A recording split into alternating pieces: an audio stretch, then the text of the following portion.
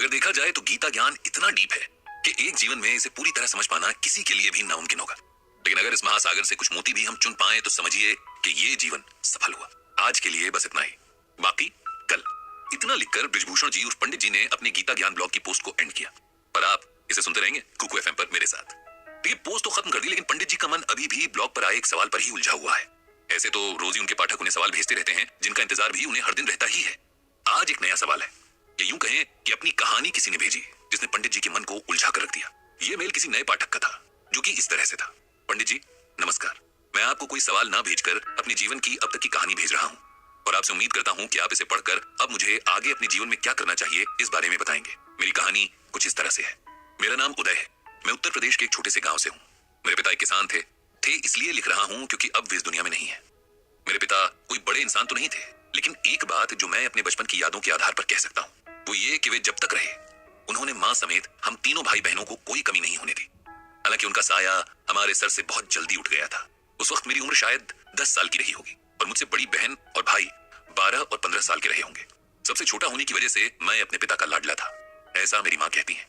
और कहीं ना कहीं मैं भी इस बात को महसूस करता था। तभी तो पिताजी के अचानक चले जाने का सदमा कई साल तक मेरा मन संभाल नहीं पाया था। हालांकि हमें यही बताया गया कि पिता की मौत एक एक्सीडेंट थी, लेकिन मैंने कई बार अपने मामा और माँ की बातों में सुना कि उनके सौतेले भाइयों ने जमीन के लालच में उन्हें मरवा दिया था।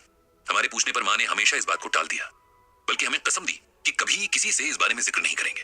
पिताजी की मौत के बाद माँ एकदम बदल गई थी। हमेशा डरी सहमी सी रहती और लगभग हर दिन जब हम पढ़ने बैठते तो माँ कहती कि जल्दी से पढ़ लिख कर इस काबिल बन जाओ कि इस गांव से बाहर जा सको। मैं नहीं चाहती कि तुम लोग यहाँ ज्यादा वक्त तक रहो। समय बीतता गया, हम तीनों को जैसे तैसे माँ पढ़ा रही थी। उनकी सख्त हिदायत थी कि पढ़ाई के अलावा हमें और किसी बात पर ध्यान नहीं देना है। अक्सर मेरे सोने के बाद बड़ी बहन और भाई कुछ बातें करते, जिनमें से मुझे बस यही समझ आता कि एक एक करके हमारी जमीनें पिता के सौतेले भाइयों ने हथिया ली हैं और हमारे पास खेतों के नाम पर बस कुछ टुकड़े ही बचे हैं। ये भी कि माँ धीरे धीरे अपने गहने बेचकर हमारा पेट भर रही है। इन सब बातों को सुनकर मुझे बहुत दुख होता, लेकिन मैं किसी से बता नहीं सकता था। माँ का सख्त ऑर्डर था और वैसे भी मेरा दुख सुनने वाला था ही कौन। समय के साथ बड़ा भाई आगे की पढ़ाई करने के लिए शहर चला गया था। इसके लिए भी माँ ने अपने गहने ही बेचे थे। बहन ने आगे पढ़ाई की जगह सिलाई सीखने की इच्छा जताई तो माँ ने उसे पड़ोस के गांव के स्टिचिंग सेंटर में एडमिशन दिलवा दिया। माँ खुद उसके साथ जाती और उसकी वापसी के वक्त तक केंद्र के बाहर बैठकर इंतजार करती, फिर दोनों साथ ही वापस आते। मैं बहन को चिढ़ाता कि इतनी बड़ी होकर के भी अकेले आ जा नहीं सकती। मैं नहीं जानता था कि माँ किस डर से उसके साथ जाती थी।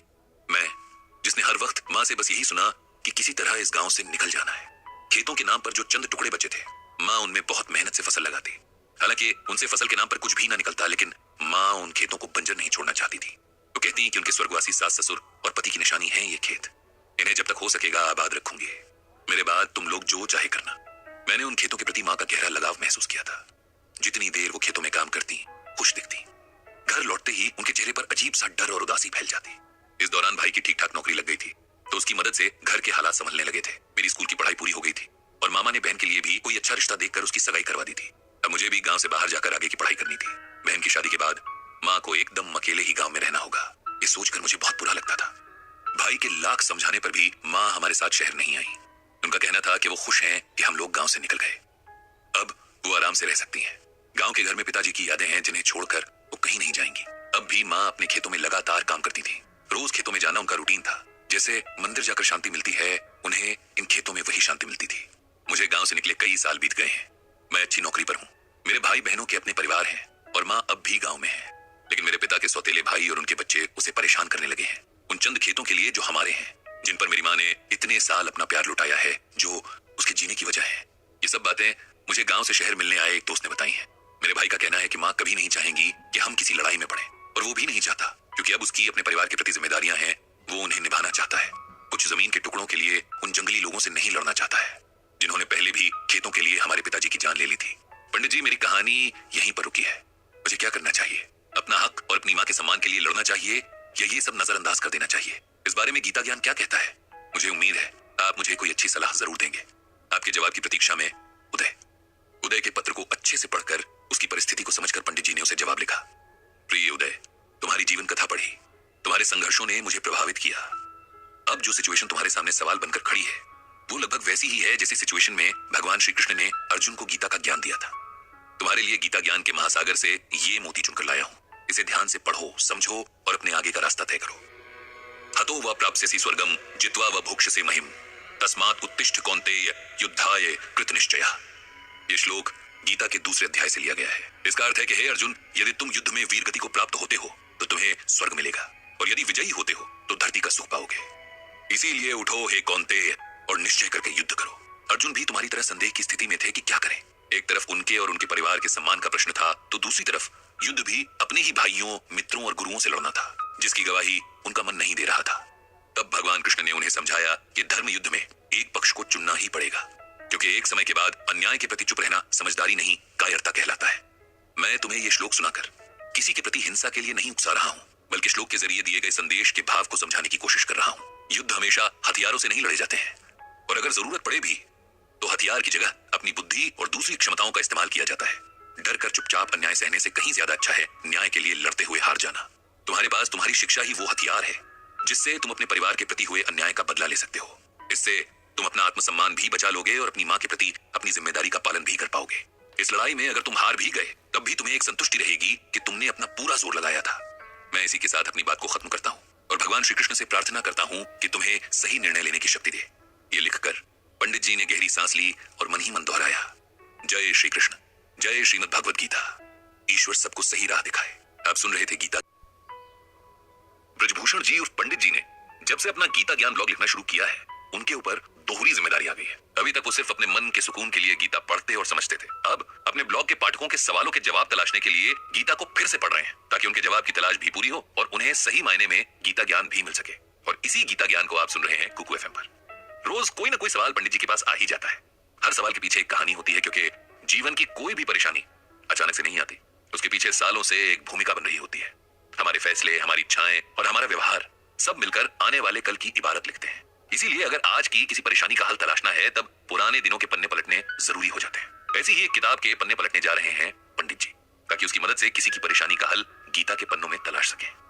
पंडित जी के पास जो समस्या सवाल बनकर आई है, वो कहीं बाहर से नहीं है, उनके खुद के घर से, उनकी जान से ज्यादा प्यारी छोटी बहन उर्मिला के घर से आई है। हालांकि समस्या उर्मिला की बहू दिव्या ने उन्हें कल शाम फोन पर बताई है, लेकिन पंडित जी वो ये जानते हैं कि अगर उन्होंने इसका हल ना निकाला तो उनकी बहन की जिंदगी भर की मेहनत बेकार हो जाएगी।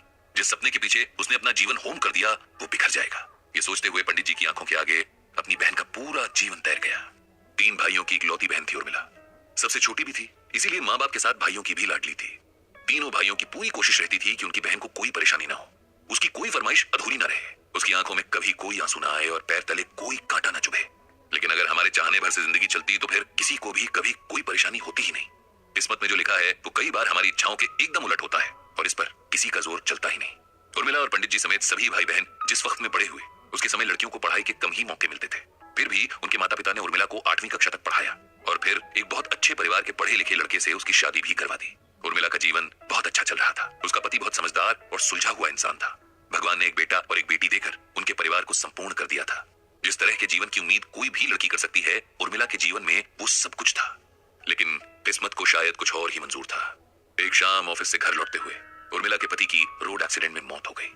एक हंसता खेलता परिवार जैसे अचानक से दुखों के पहाड़ के नीचे आ गया। उर्मिला खुद इस सदमे से उबर नहीं पा रही थी, तो बच्चों को क्या संभालती। किसी तरह बहुत समझाने बुझाने के बाद, बहुत लंबे वक्त के बाद उर्मिला थोड़ा सामान्य हुई। अब उसके आगे एक लंबी जिंदगी थी जिसे उसे अकेले काटना था, साथ ही दोनों बच्चों का भविष्य भी देखना था। जब जिंदगी की कड़वी सच्चाइयां मुंह के आगे खड़ी हों, तब इंसान को शोक मनाने का भी वक्त नहीं मिलता। यही उर्मिला के साथ हुआ। भाइयों ने अपनी तरफ से हर संभव मदद करने का वायदा तो किया, लेकिन उर्मिला जानती थी कि उनके भी अपने परिवार, अपनी जिम्मेदारियां हैं। आखिर कब तक वो लोग उसका और उसकी बच्चों का बोझ उठाएंगे। उसे खुद ही कुछ करना होगा। वो ज्यादा पढ़ी लिखी तो थी नहीं, इसीलिए कहीं अच्छी नौकरी उसे मिल नहीं सकती थी, और इसीलिए उसने सिलाई का काम करने की ठानी। ब्रजभूषण जी से वो तीनों भाइयों में सबसे ज्यादा करीब थी, इसीलिए उसने इस बारे में उन्हीं से सलाह मांगी। भाई को बहन का फैसला सही लगा, सो उन्होंने उर्मिला का पूरा साथ देने का वायदा किया। ब्रजभूषण जी ने उर्मिला को सिलाई का डिप्लोमा करवा दिया। धीरे धीरे घर पर ही उर्मिला को सिलाई का काम मिलने लगा। मेहनती तो थी, साथ ही अच्छे नेचर की भी थी, इसीलिए काम लगातार बढ़ता गया। जब काम बढ़ता गया, तब उर्मिला ने अपने आस पड़ोस की महिलाओं को सिलाई सिखाकर काम देने का फैसला किया। इस तरह कुछ ही सालों में उसका अच्छा बड़ा सिलाई केंद्र बन गया था, जिसमें उसकी तरह की कई जरूरतमंद महिलाएं काम करती थीं और एक रिस्पेक्टफुल जिंदगी जी रही थी। उर्मिला के दोनों बच्चे भी होनहार निकले। दोनों ने खूब पढ़ाई की और अच्छी नौकरियां पाई। उन दोनों ने उर्मिला से एक फैक्ट्री खोलने को कहा, ताकि और ज्यादा महिलाओं को रोजगार मिल सके। इन सब में पूरी तैयारी और मदद उसके दोनों बच्चों के साथ ब्रजभूषण जी ने भी की। जिस दिन फैक्ट्री का उद्घाटन था, उस दिन ब्रजभूषण जी अपनी बहन के प्रति बेहद गर्व का अनुभव कर रहे थे। उनकी बहन ने अपनी विपरीत परिस्थितियों को खुद पर हावी नहीं होने दिया था और अपने साथ जाने कितनी महिलाओं को संकट से उबार लिया था। बेटी और बेटी की शादियां करके उर्मिला ने अब उनके प्रति अपने दायित्व पूरे कर लिए थे। उनकी बहू दिव्या ने मैनेजमेंट की पढ़ाई की थी और अब वो अपनी सास के साथ फैक्ट्री संभाल रही थी। सब ठीक चल रहा था, लेकिन एक दिन उर्मिला बाथरूम में फिसल कर गिर गई और उसकी कमर में बहुत बड़ी चोट लगी, जिसकी वजह से डॉक्टर ने उसे पूरे 6 महीने के बेड रेस्ट के लिए कहा। 6 महीने में हालत सुधरने के बजाय बिगड़ती चली गई और उर्मिला तमाम इलाज के बावजूद बिस्तर से लग गई। अब घर और फैक्ट्री की सारी जिम्मेदारी दिव्या पर आ गई। उसने कोशिश तो पूरी की, लेकिन उर्मिला के फैक्ट्री न जाने से वहां के कर्मचारियों के बीच कई तरह की समस्याएं आने लगी।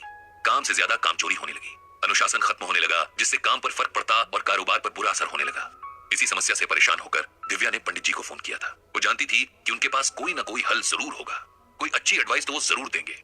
पंडित जी ने उसकी तमाम शिकायतें सुनी कि फैक्ट्री में काम करने वाली महिलाएं देर से काम पर आती हैं, काम चोरी करती हैं, वगैरह वगैरह। पंडित जी ने कुछ देर सोचा और फिर दिव्या को श्रीमद् भागवत गीता का ये श्लोक सुनाया। यद्यदा चरति श्रेष्ठस्तत् देवेतरो जनः स यत् प्रमाणम कुरुते लोकस्तदनु वर्तते। इसका अर्थ है कि हे अर्जुन, श्रेष्ठ पुरुष जो जो आचरण करता है, संपर्क में आने वाला पुरुष भी वैसा ही आचरण करते हैं। वो जो कुछ प्रमाणित कर देता है, समस्त मनुष्य समुदाय उसी का अनुसरण करने लगते हैं। इसका मतलब ये है कि बेटी, हमारा समाज और इसमें बसने वाले लोग अपने लिए आदर्श ढूंढते हैं। ऐसा आदर्श जब उन्हें मिल जाता है तो वे भी उसके गुणों को अपने व्यक्तित्व में उतारने लग जाते हैं। इस तरह पूरा समाज एक आदर्श समाज बन जाता है।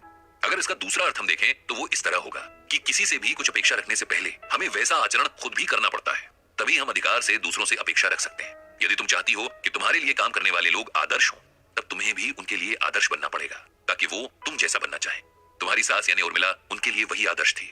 वो हमेशा फैक्ट्री का समय शुरू होने से आधा घंटे पहले पहुंच जाती थी। गेट पर खड़ी होकर आने वाले लगभग सभी स्टाफ मेंबर्स से मिलती, उनके हालचाल पूछती, अगर किसी को कोई समस्या हो तो उनकी मदद करने की कोशिश करती। काम के दौरान पूरी फैक्ट्री में घूमती रहती कि कहीं कोई दिक्कत तो नहीं। इस तरह स्टाफ को वो हमेशा उनके बीच मिलती। उनके सुख दुख में हमेशा साथ रहकर उर्मिला ने उन्हें बिल्कुल अपने परिवार की तरह बना लिया था। इसी वजह से सभी महिलाएं काम को अपना काम समझकर करती और सब खुश भी रहते। अब तुम सोचो कि मालकिन की तरह आधे दिन फैक्ट्री जाना, अपने एयर कंडीशन वाले ऑफिस में बैठे रहना और सिर्फ काम की बातें करना, ये बिहेवियर तुम्हें उन काम करने वाली महिलाओं के करीब लाएगा या उनसे दूर करेगा? दिव्या को अब समस्या की जड़ भी समझ आ रही थी और समाधान भी दिख गया था। उसने पंडित जी को बहुत बहुत धन्यवाद कहा और मन ही मन उनकी सलाह पर अमल करने का संकल्प लिया। पंडित जी ने भगवान श्री कृष्ण और श्रीमद् भागवत गीता को प्रणाम किया और प्रार्थना की कि प्रभु सभी को सही राह दिखाएं। पंडित जी अपने ब्लॉग के जरिए लोगों को अपना सीखा हुआ समझा हुआ ज्ञान बांट रहे थे, तब उनके अपने घर में उनकी पत्नी सरला जी एक बड़े मानसिक संघर्ष से गुजर रही थी, जिस पर अगर पंडित जी ने ध्यान दे दिया होता तो वे सरला जी की मदद कर सकते थे। लेकिन कई बार हम बाहर की दुनिया में इतना खो जाते हैं कि अपने घर के लोगों की परेशानियों पर हमारी नजर ही नहीं पड़ती। सरला जी एक बहुत सीधी सादी महिला थी। उनका सारा जीवन परिवार की देखभाल करते बीता था। पति और बच्चों, रिश्ते नातों का ख्याल रखने में उन्होंने कभी ना अपने बारे में सोचा ना अपना ख्याल रखा।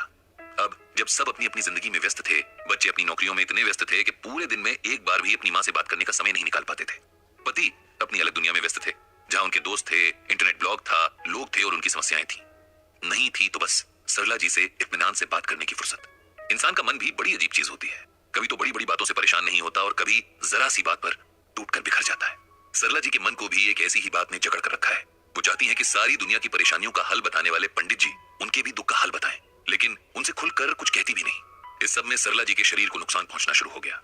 जब मन में हर वक्त तनाव रहने लगे तब इसका खामियाजा शरीर ही भुगतता है। उनकी भूख मर गई, ब्लड प्रेशर बढ़ने लगा, नींद उड़ गई। पंडित जी ने डॉक्टर को दिखाया, कुछ टेस्ट भी कराए, पर सब कुछ ठीक ही आया था। अब डॉक्टर ने पंडित जी से कहा, लगता है कोई मानसिक तनाव है जो शरीर में ये लक्षण दिख रहे हैं। आप या तो खुद बात कीजिए या किसी मानसिक रोग विशेषज्ञ को इन्हें दिखाइए। पंडित जी बहुत हैरान थे। जीवन में प्रभु कृपा से सब ठीक ही चल रहा था। ऐसी कोई बात तो उनकी जानकारी में नहीं थी जो सरला जी को इस हद तक परेशान करती कि वे बीमार रहने लगे। उन्होंने मन में सोचा कि घर जाकर पहले खुद ही सरला जी से बात करेंगे। क्या सच में कोई तनाव है जो इस हद तक बढ़ गया है और उन्हें खबर तक न लगी? घर जाकर उन्होंने सबसे पहला काम किया कि सरला जी का हाथ पकड़कर उन्हें बिठाया और बड़े स्नेह से पूछा, क्या तुम्हें कोई दुख है सरला? किसी की कोई बात जो तुम्हारे दिल को लगी है? मेरा कोई व्यवहार तुम्हें बुरा लगा या कुछ भी ऐसा हुआ है जिसने तुम्हें परेशान किया है? पता नहीं पति के स्नेह भरे शब्दों का असर था या उनकी आंखों में अपने प्रति झलकती चिंता को देखकर सरला जी के मन का बांध जैसे टूट गया। उनकी आंखों में जो आंसू निकलने शुरू हुए तो लगा आज पूरे घर को डुबो कर ही रुकेंगे।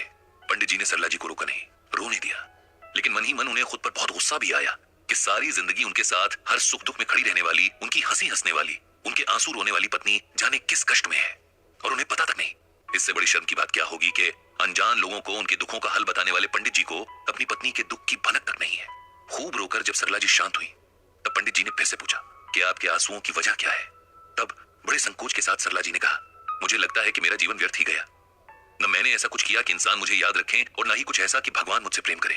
न कोई पूजा पाठ, न दान धर्म, न किसी की मदद, न कोई भलाई ही की। मनुष्य जन्म लेकर भी बेकार ही जाने दिया इसे। मुझे लगता है मुझ जैसा बेकार जीवन किसी ने नहीं जिया। मेरी प्यारी सरला, मुझे दुख है कि तुम ऐसा सोचती हो। तुम्हें लगता है कि तुमने जीवन व्यर्थ जिया। अगर ऐसा है तो इस धरती पर सभी का जीवन व्यर्थ ही है। तुम नहीं जानती कि तुमने कितना सेल्फलेस जीवन जिया है। याद करो वो दिन जब तुम मेरे जीवन में आई थी। कितनी छोटी उम्र थी तुम्हारी, लेकिन तुमने कितने आत्मविश्वास के साथ एक नए जीवन को अपना लिया था। अपने स्वभाव और सेवा भाव से तुमने कितनी जल्दी मेरे परिवार के हर सदस्य का दिल जीत लिया था। तुमने हमेशा दूसरों के सुख की फिक्र की, दूसरों की खुशी में खुश हुई और कभी अपने प्रेम के बदले कुछ नहीं चाहा। ये तुम्हारी बदौलत है सरला कि आज मैं और मेरे बच्चे एक अच्छी जिंदगी जी रहे हैं। ये सब तुम्हारी मौन साधना का फल है। लोगों को गीता का ज्ञान मैं देता हूं, लेकिन सही मायने में गीता ज्ञान को तुमने जिया है। मुश्किल से मुश्किल वक्त में भी तुम्हारा धैर्य नहीं डिगा। सुख में तुम इतराई नहीं, और यही तो गीता सिखाती है। मैं तुम्हें गीता का एक श्लोक सुनाता हूं। यस्मान्नो द्विजिते लोको लोकान्नो द्विजिते च यः हर्षामर्ष भयो द्विगैर मुक्तो यह सच में प्रिया। ये श्लोक गीता के 12वें अध्याय में है, और इसमें भगवान श्री कृष्ण अर्जुन से कह रहे हैं कि हे अर्जुन, जिससे किसी को कष्ट नहीं पहुंचता तथा जो अन्य किसी के द्वारा विचलित नहीं होता, जो सुख दुख में, भय तथा चिंता में समभाव रहता है, वो मुझे अत्यंत प्रिय है। हम सबको लगता है कि इस दुनिया में आकर उसी का जीवन सफल हुआ जिसने खूब सारा धन कमाया या खूब मान सम्मान कमाया, जिसके पास बहुत सुख सुविधाएं हैं या जिसे लाखों करोड़ों लोग जानते हैं। हम सोचते हैं कि ईश्वर को वही भक्त याद रहता है जो बहुत सारा दान करता है या रोज व्रत उपवास रखता है या नंगे पैर मीलों दूर की तीर्थ यात्राएं करता है। लेकिन गीता में स्वयं भगवान श्री कृष्ण ने हमें बताया है कि उन्हें किस तरह के लोग प्रिय हैं। सबसे पहले जो किसी को कष्ट नहीं पहुंचाते। कष्ट पहुंचाने का अर्थ किसी को मारना ही नहीं होता। अपनी बातों और विचारों से भी हम किसी का दिल दुखा सकते हैं। अपने कर्मों के जरिए भी हम किसी का बुरा कर सकते हैं। इसीलिए जो किसी भी तरह मन, वचन या कर्म से किसी को कष्ट नहीं पहुंचाता, ऐसा व्यक्ति मुझे यानी भगवान को प्रिय है। जो अन्य किसी के द्वारा डिस्टर्ब नहीं होता। मतलब अगर किसी ने जाने अनजाने आपका दिल दुखाने वाला काम कर दिया या कोई बात कह दी, लेकिन आपने इसका बुरा नहीं माना, उस व्यक्ति के प्रति कोई बुरा भाव मन में नहीं लाए, तो आप मुझे यानी भगवान को प्रिय लगोगे। सुख दुख, भय और चिंता में जो एक जैसी मेंटल स्टेट में रहे, न सुख में उछले न दुख में डूबने लगे, ऐसा व्यक्ति भी मुझे बहुत प्रिय होता है। तो सरला, अब बताओ, क्या इसमें कहीं ये बात है जो तुम्हें लगे कि तुम ईश्वर की प्रिय नहीं हो? तुमने तो हमेशा गीता में भगवान की कही इन कंडीशंस का पालन किया है, इसलिए तुम्हारा जीवन कैसे व्यर्थ हुआ? तुम्हारा जीवन तो हम सबसे ज्यादा सफल है, क्योंकि ये तुम्हारे नाम की ही तरह सरल है। इसमें किसी किस्म का छल कपट नहीं है। इसीलिए अपने मन से सारे डर और सारी हीन भावना निकाल दो। पंडित जी की बातों ने सरला जी के मन से संशय के सारे बादल हटा दिए। वो अब संतुष्ट थी। उनके प्रश्नों के जवाब उन्हें मिल चुके थे, लेकिन पंडित जी खुश नहीं थे। उन्हें गिल्ट ने घेर लिया था। अचानक उन्हें लगने लगा कि उन्हें अपने गीता ज्ञान का अहंकार हो चला था, जिसकी वजह से उन्होंने अपनी पत्नी के मन में पल रहे दुख को महसूस तक नहीं किया। गीता तो अपने आप की खोज करना सिखाती है, अपने हर भाव को महसूस करके सही गलत की पहचान करना सिखाती है। फिर पंडित जी से इतनी बड़ी गलती कैसे होती रही कि जो उनके अस्तित्व का आधा हिस्सा है, उनकी जीवन संगिनी है, वो उनके होते हुए भी अकेले ही अपने मन में अपने प्रति हीन भावना का दंश लेकर जीती रही। उनसे गलती तो हुई है, और उसके सुधार के लिए भी उन्हें गीता से ही सहायता मिलेगी। कहीं न कहीं, किसी न किसी श्लोक में ऐसा कुछ जरूर होगा जो उनके मन से इस बोझ को उतार कर इस भूल के सुधार की राह बताएगा। ये सोचकर पंडित जी ने अपनी श्रीमद् भागवत गीता खोल ली और मन ही मन भगवान श्री कृष्ण से अनुरोध किया कि हमेशा की तरह उन्हें सही राह दिखाएं। पंडित जी उम्र के उस पड़ाव पर पहुंच गए हैं जहां से पीछे मुड़कर देखने पर यादों और अनुभवों के ऊंचे ऊंचे टीले नजर आते हैं। गुजरे हुए अनगिनत वसंत और पतझड़ नजर आते हैं। अपनी गलतियां समझ आती हैं तो बहुत सारे पलों की मीठी यादें गुदगुदाती भी हैं। अब पंडित जी सोचते हैं कि अगर वक्त रहते जिंदगी की समझ और जीने का सलीका आ गया होता तो शायद और बेहतर तरीके से जी लेते। लेकिन जो बीत गया उसका क्या कर सकते हैं। अब तो जो और जितना बचा है उसी को संभाल के सही से रख लें तो सुकून से आंखें बंद कर पाएंगे। इधर उनके ब्लॉग के जरिए कई तरह के लोग उनसे जुड़ रहे हैं। कई दूसरे ब्लॉगर्स भी संपर्क में आने लगे हैं जो बिल्कुल अलग विषयों पर लिखते हैं। पंडित जी को नए नए लोगों से ये जुड़ाव और उनके जरिए मिलने वाली जानकारियां काफी भा रही हैं। उनके मित्र ब्लॉगर्स ने एक योजना बनाई कि क्यों ना सभी लोग वास्तविक दुनिया में भी मिले, एक दूसरे से परिचित हों, क्योंकि अभी तक वे सिर्फ एक दूसरे को इंटरनेट से ही जानते थे। लगभग सभी को ये विचार बहुत पसंद आया। तय हुआ कि एक खास दिन पर एक शहर तय करके सब वहां पहुंचेंगे और एक मिलन समारोह किया जाएगा। पंडित जी भी इस कार्यक्रम में पत्नी के साथ शिरकत करने के लिए बहुत उत्साहित थे। उनके शहर से एक युवा ब्लॉगर भी थे जिन्हें इस कार्यक्रम के लिए निमंत्रण मिला था, और वे पंडित जी के साथ ही ट्रेन से इस कार्यक्रम के लिए जाने वाले थे। सभी सुनने वालों को बता दें कि ये है गीता ज्ञान, जिसे आप सुन रहे हैं कुकू एफएम पर। अब वापस पंडित जी की तरफ आते हैं। जब पंडित जी इस महाशय से रेलवे स्टेशन पर मिले तो उन्होंने बड़ी गर्मजोशी से पंडित जी का अभिवादन किया। इस युवक का नाम रोहित था। पंडित जी और उनकी पत्नी को भी इस जोशीले लेकिन सभ्य युवा से मिलकर खुशी हुई। ट्रेन में बैठते ही जो रोहित की बातें शुरू हुई तो सीधे कार्यक्रम स्थल पर पहुंचकर ही खत्म हुई। इन बातों में उसकी अब तक की जीवन कथा से लेकर उसकी अब तक की तमाम उपलब्धियों की दास्तान भी थी। रोहित ने अपनी कहानी कुछ इस तरह से सुनाई। रोहित का जन्म एक मध्यम वर्गीय परिवार में हुआ था, जहां बहुत तंगी तो नहीं थी, लेकिन हर खर्च बहुत सोच समझ कर होता था। बकौल रोहित, वो और छोटी उम्र से ही ट्यूशन पढ़ाने लगा था। उसका कहना था कि उसने अपनी पढ़ाई का खर्च एक उम्र के बाद खुद ही उठाया था। फिर उसने स्कूल से निकलकर पढ़ाई छोड़ दी क्योंकि उसे लगता था कि कॉलेज की पढ़ाई इंसान को सिर्फ किताबी ज्ञान दे सकती है, जिंदगी जीने का हुनर नहीं सिखाती। इसीलिए उसने छोटी छोटी नौकरियां करना शुरू किया और दुनिया में जीने के तौर तरीके सीखने लगा। रोहित ने बताया कि उसने कम वक्त में ही खूब पैसे कमा लिए थे और उसके घर में उसकी वजह से वो खुशहाली आ गई जिसके सपने वो लोग हमेशा देखते आ रहे थे। फिर रोहित ने बताया कि उसने नए हुनर सीखे, 2 विदेशी भाषाएं सीखी और भी बहुत कुछ सीखा। फिर उसने जब इंटरनेट की दुनिया में कदम रखा तो यहाँ भी अपनी पहचान बहुत जल्द बना ली। उसे इस बात का बड़ा गर्व था कि इस कार्यक्रम में भी वो सबसे कम उम्र है। रोहित की बातों में बस अपना ही जिक्र था। पूरे रास्ते न तो उसने पंडित जी से उनके बारे में पूछा, न उनके काम के बारे में। मिलन समारोह बहुत अच्छा आयोजित किया गया था। देश के लगभग हर हिस्से से ब्लॉगर्स आए थे। एक दूसरे से जान पहचान बनाने में ही पहला दिन निकल गया था। अगले दिन सबको अपनी रुचि के विषय पर थोड़ा थोड़ा बोलने का समय दिया गया था ताकि लोग और अच्छे से एक दूसरे को समझ सके। रहने व खाने की व्यवस्था एक होटल में सबके आपसी सहयोग से की गई थी। अगले दिन पंडित जी नाश्ता करने के बाद होटल के लॉन में टहल रहे थे कि तभी बाहर रोहित आ गया। वो हमेशा की तरह बहुत जोश में था। उसने पंडित जी से पूछा कि क्या वे आज भी गीता का कोई श्लोक सुनाएंगे जैसे अपने ब्लॉग में लिखते हैं। उसके सवाल में जैसे एक कटाक्ष था। फिर उसने अपने ब्लॉग के विषय में बताना शुरू किया। यूं तो उसके हिसाब से उसकी बेशुमार रुचियां थी, लेकिन आजकल वो विलुप्त होते पक्षियों की जानकारी अपने ब्लॉग के माध्यम से लोगों तक पहुंचा रहा था। उसके ख्याल में इस दौर में अब लोगों को आध्यात्मिकता की जगह व्यवहारिक ज्ञान की जरूरत थी। पंडित जी ये सब सुनकर बस मुस्कुराते रहे क्योंकि उन्हें एक बात समझ में आ गई थी कि रोहित को अपनी नासमझी की वजह से अहंकार हो गया है। अपनी उपलब्धियों पर खुश होना सबका अधिकार है, लेकिन अपने आगे बाकी लोगों को तुच्छ समझना या उन्हें कमतर होने का एहसास करवाना अहंकार कहलाता है, जो कि मनुष्य जाति के सबसे बुरे गुणों में से एक है। इसीलिए पंडित जी को लगा कि रोहित को इसका एहसास करवाया जाना जरूरी है ताकि वो समय रहते इस अवगुण के जाल से बाहर निकल सके और अपनी प्रतिभा का सही उपयोग कर सके। कार्यक्रम शुरू हुआ और हर वक्ता के पास बोलने को कुछ बेहतरीन था। किसी के पास गांव देहात के किस्से तो किसी के पास किताबों की दुनिया की जानकारी, कोई कानून का ज्ञाता तो कोई कवि, किसी के पास दुनिया घूमने के अनूठे अनुभव तो किसी के पास इतिहास की गहरी जानकारी। हर कोई अलग अलग संघर्षों से तप कर बना हुआ जिसे वो बयां नहीं कर सकते थे, लेकिन सब जानते थे कि बिना जीवन के उतार चढ़ाव देखे लोग इतने अनुभव नहीं समझ सकते। इसी तरह पंडित जी की भी बारी आ गई। जीवन में कम ही मौके आए थे जब पंडित जी ने किसी मंच से लोगों को संबोधित किया था। दोस्तों की महफिलों में बात करना या ब्लॉग लिखना एक अलग बात थी। यहाँ एक अलग ही संकोच उन्हें महसूस हो रहा था, लेकिन उन्होंने साहस करके बोलना शुरू किया। संबोधन के बाद जो उन्होंने कहा वो इस तरह से था। आप सबके अनुभवों और जानकारियों को सुनते हुए मैं खुद को बहुत खुशकिस्मत मान रहा हूँ कि आज यहाँ आपके बीच बैठा हूँ। मेरे पास बताने को कोई किस्सा नहीं कि आप लोग हैरान हो, न कोई जानकारी कि आपको चकित कर सकूं। मैंने अभी तक एक बहुत साधारण सी जिंदगी जी है जिसमें दाल रोटी की फिक्र और जिंदा रहने की जद्दोजहद है। रुचि के नाम पर बस एक ही है कि पढ़ने का शौक रहा, जो उम्र के साथ धार्मिक किताबों की तरफ ज्यादा हो गया। जो थोड़ा बहुत सुना, पढ़ा और समझा वो सबके साथ बांट लिया। ये तो आप जैसे लोगों का बड़प्पन है कि मेरे अधकचरे ज्ञान को भी सम्मान दिया और अपने बीच उठने और बोलने का मौका दिया। इसके लिए मैं आप सभी का शुक्रगुजार हूँ।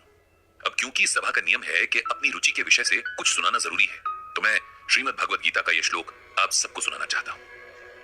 प्रकृतेः क्रियमाणानि गुणैः कर्माणि सर्वशः अहंकार विमूढ़ात्मा कर्ताहम् इति मन्यते।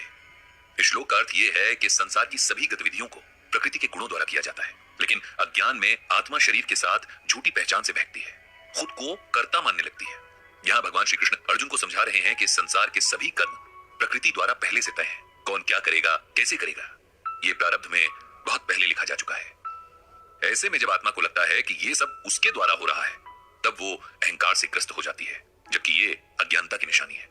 हम जीवन में क्या करते हैं, क्या नहीं, इसके प्रति सजग होने और अहंकारी होने में बहुत फर्क है। अपने कर्म के प्रति सजग होना हमें सफलता और शांति देता है, लेकिन उसके प्रति अभिमान या अहंकारी होना हमें दुख देता है, अपमानित भी करवाता है। ये जीवन का ऐसा सच है जो यदि हम समय रहते समझ लें तो कई दुखों से बच सकते हैं। प्रकृति से हम इसके अनेक उदाहरण सीख सकते हैं। जितना ज्यादा फलों से भरा पेड़ होगा उसकी टहनियां उतनी ही झुकी होंगी। विनम्रता सबसे बड़ा गुण है, ये हमें सही मायनों में इंसान बनाती है। पंडित जी द्वारा इस श्लोक की सुंदर व्याख्या सुनकर सबका मन प्रसन्न हो गया। शायद रोहित को भी उसके अहंकार का एहसास हो गया, यह हो सकता है ना भी हुआ हो, लेकिन जिसने भी इस श्लोक को एकाग्रता से सुना इसका अर्थ और संदेश समझ गया था। इस तरह बहुत सारे अनुभवों और ज्ञान के साथ ये मिलन समारोह समाप्त हुआ। वापसी में रोहित एक बार फिर पंडित जी के साथ ही था, लेकिन इस बार वो उनसे गीता ज्ञान समझाने का आग्रह कर रहा था। पंडित जी ने मन ही मन भगवान श्री कृष्ण और भागवत गीता को प्रणाम किया और सबकी बुद्धि प्रकाशित करने की प्रार्थना भी की। तो ये था गीता ज्ञान का एक और एपिसोड जिसे आपने सुना कुकू एफएम पर।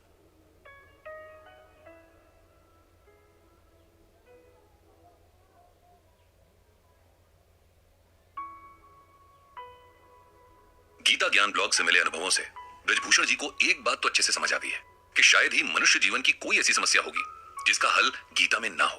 युगों पहले भगवान श्री कृष्ण ने जो ज्ञान अर्जुन को दिया था वो इतने समय बाद और एकदम अलग परिस्थितियों में भी हम सबको रोशनी दिखाता है। जरूरत बस गीता तक लौटने की है, इस ज्ञान के महासागर में गोते लगाने की है।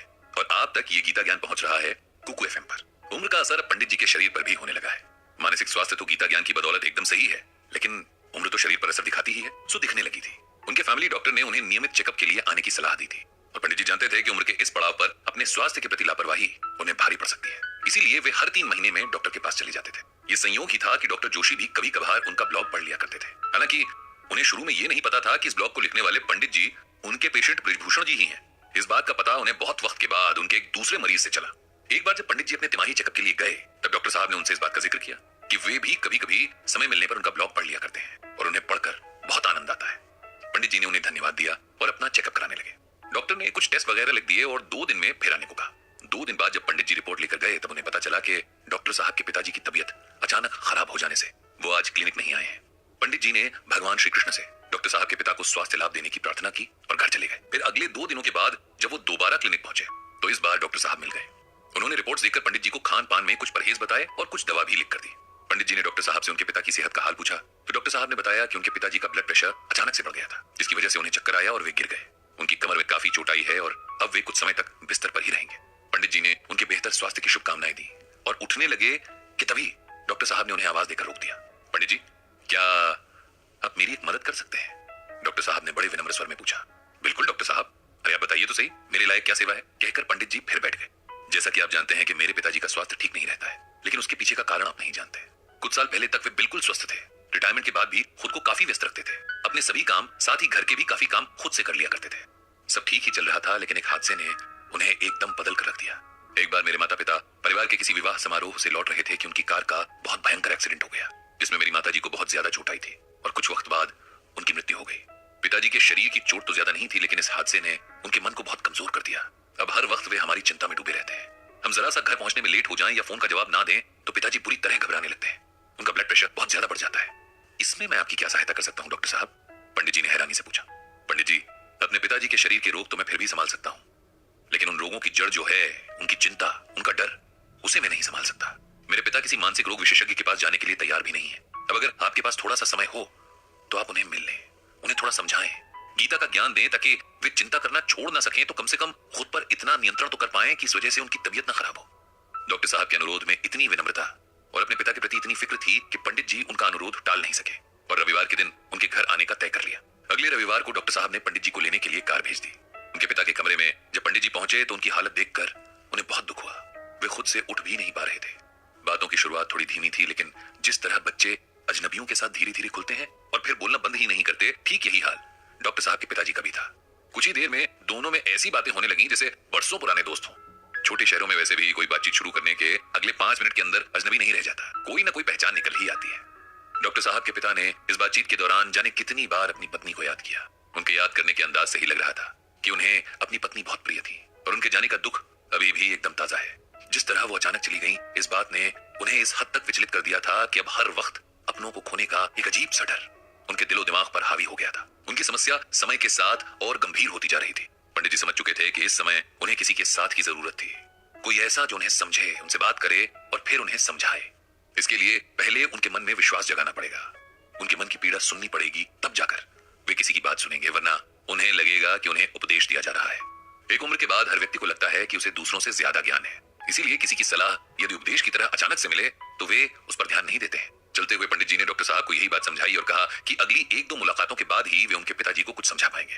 डॉक्टर साहब ने भी इस बात पर उनसे सहमति जाहिर की। अगली 2 मुलाकातों में पंडित जी और डॉक्टर साहब के पिताजी की आपसी समझ और मजबूत हुई। जब पंडित जी को लगा कि अब सही समय है, तब उन्होंने गीता का ये श्लोक डॉक्टर साहब के पिताजी को सुनाया। चिंतया जायते दुखम नान्यथे हेति निश्चयी तया हीनः सुखी शांतः सर्वत्र गलित स्पृहा। भगवान श्री कृष्ण अर्जुन से कहते हैं कि हे अर्जुन, चिंता से ही दुख उत्पन्न होते हैं, किसी अन्य कारण से नहीं। ऐसा निश्चित रूप से जानने वाला चिंता से रहित होकर सुखी, शांत और सभी इच्छाओं से मुक्त हो जाता है। जोशी जी, आपकी पत्नी के साथ जो हुआ वो बेहद दुखद था, लेकिन यह होना नियति में उनके जन्म से ही जुड़ा हुआ था। न कोई इसे रोक सकता था, न बदल सकता था। इसी तरह हम सबके भाग्य में जो लिखा है उसे घटित होकर ही रहना है। हम उसे एक पल के लिए भी आगे पीछे नहीं कर सकते। इसीलिए इस सच को स्वीकार करने में ही भलाई है। चिंता करने से सिर्फ और सिर्फ मन और शरीर को कष्ट पहुंचता है, इसके अलावा कुछ नहीं बदलता। इसीलिए आप चिंता करना छोड़ दें। जीवन में एक हादसा हुआ इसका अर्थ ये नहीं कि वो दोबारा दोहराया जाएगा। इसीलिए जीवन के कीमती वक्त को चिंता में नष्ट कर देना व्यर्थ है। आप खुद को इस चिंता से मुक्त कीजिए और अपने आप को किसी दूसरे उपयोगी काम में लगा दीजिए। इससे आपका मन भी लगा रहेगा और आपका समय भी आराम से कट जाएगा। जोशी जी को पंडित जी के समझाने से बड़ी राहत मिली। उन्हें समझ आया कि वे व्यर्थ की चिंता के मक्कर जाल में फंसे हैं। उन्होंने मन ही मन संकल्प लिया कि इससे बाहर आने की पूरी कोशिश करेंगे। इसके साथ ही पंडित जी ने दोबारा आने के वायदे के साथ जोशी जी से विदा ली। और अभी हम भी आपसे विदा ले रहे हैं इस एपिसोड के लिए। आप सुन रहे थे गीता ज्ञान कुकू एफएम पर।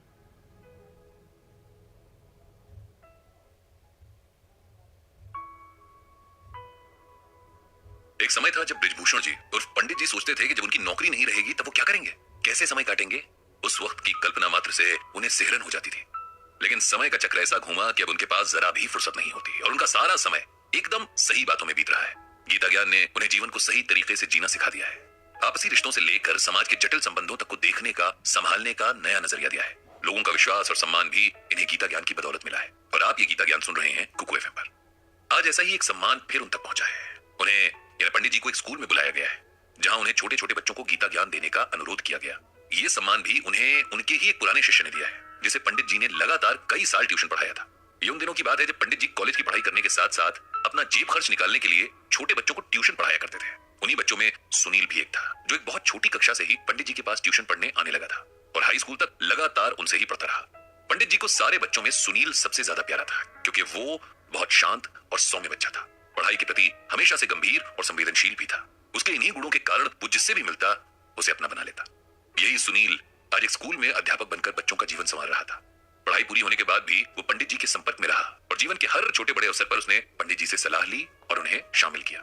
जब उसे पंडित जी के गीता ज्ञान ब्लॉग के बारे में पता चला तो उसने न सिर्फ खुद ये ब्लॉग पढ़ना शुरू किया बल्कि अपने साथी अध्यापकों को भी इसे पढ़ने के लिए प्रेरित किया। और आज वो पंडित जी के घर आया था उन्हें आमंत्रण देने के लिए कि वे अपने गीता ज्ञान से उसके स्कूल के बच्चों को भी कुछ सिखाएं ताकि जीवन की नींव डालने वाले इन सालों में उन्हें कुछ ऐसा सीखने को मिले जिससे उनके सफल जीवन की इमारत तैयार हो सके। तय समय पर पंडित जी की कक्षा के लिए व्यवस्था की गई। एक बड़े से हॉल में बच्चे बैठे, कुछ बहुत छोटे थे तो कुछ थोड़ा बड़े। उन्हें देखते हुए पंडित जी ने सोचा कि मैं इन्हें क्या समझाऊं, ये तो अभी स्वयं गीतामय होकर जी रहे हैं। चलिए लेकिन अब जब आया हूं तो कुछ तो बोलना ही होगा। पंडित जी ने यही सोचकर माइक लिया और बोलना शुरू किया। प्यारे बच्चों, मेरा नाम बृजभूषण है, लेकिन मेरा एक प्यार का नाम भी है। जैसे आप सबका होगा, कोई रिंकी, कोई पिंकी, कोई चुनमुन तो कोई रुंझुन। ऐसे ही प्यार से सब लोग मुझे पंडित जी बुलाते हैं। क्या बुलाते हैं? पंडित जी। सभी बच्चों ने एक स्वर में जवाब दिया। आज मैं आपके साथ कुछ बातें शेयर करने आया हूं, बातें जो भगवान श्री कृष्ण ने हमें बताई हैं। आप लोग जानते हैं कि भगवान श्री कृष्ण कौन है? जी, भगवान श्री कृष्ण जो बंसी बजाते हैं, माखन खाते हैं। एक बच्चा बोला। बिल्कुल ठीक। इसके अलावा और क्या करते हैं भगवान श्री कृष्ण? राक्षसों को मारते हैं, जो गलत काम करते हैं उन्हें पनिशमेंट देते हैं। एक और प्यारा सा बच्चा बोला। हाँ बिल्कुल ठीक। पंडित जी खुश होकर बोले।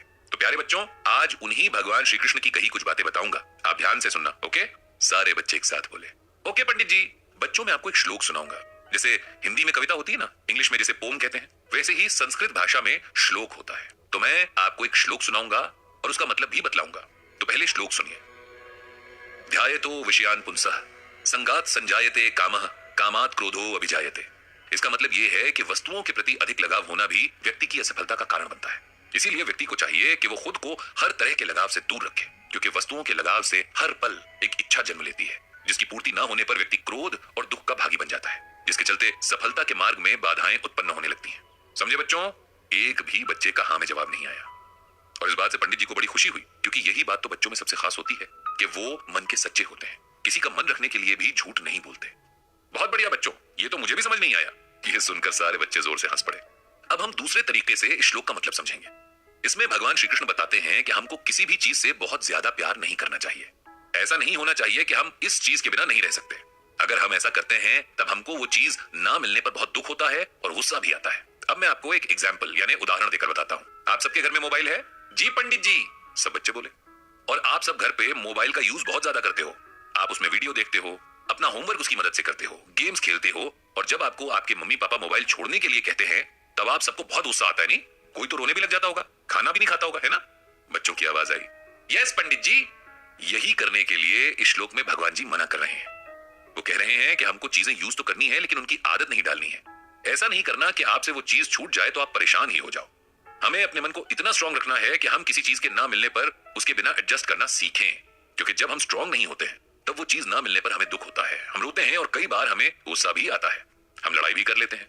जो कि बहुत बुरी बात है। हमें खुद पर डिपेंड होना सीखना है, चीजों पर नहीं। अब समझे? यस पंडित जी, सब बच्चे खुशी से बोले। तो अब हम एक और श्लोक सुनेंगे, इसे भी आप लोग ध्यान से सुनो। यदा यदा हि धर्मस्य ग्लानिर्भवति भारतः अभ्युत्थानम् अधर्मस्य तदात्मानं सृजाम्यहम्।